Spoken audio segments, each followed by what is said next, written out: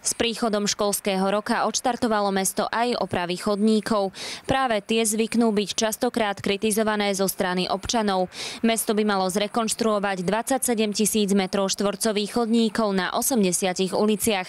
Napríklad v týchto dňoch prebiehajú rekonštrukciou chodníky na ulici Komenského, Hlinkovej aj na triede armádneho generála Ludvíka Svobodu. Asi niektoré chodníky boli fakt, že dosť rozbité.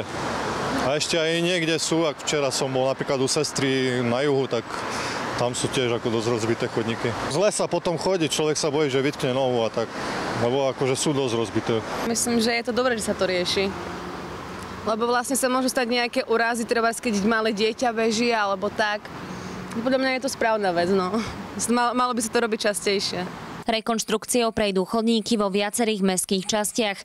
Konkrétne v mestskej časti nad jazerom to bude 11 úsekov, v Starom meste 23, na severe 11, na západe 22. V mestskej časti Dargovských hrdinov to budú 3 miesta, na juhu 4, v Košickej Novej Vsi 1 úsek a na sídlisku Ťahanovce opravia chodníky na 5 uliciach.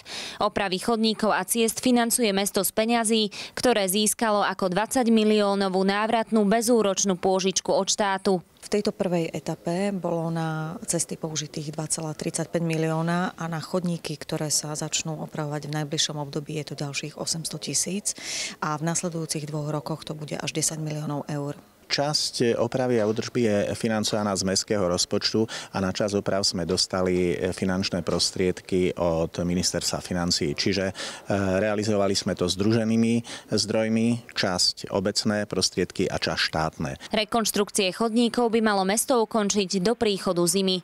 Anna Činčárová, televízia Naša.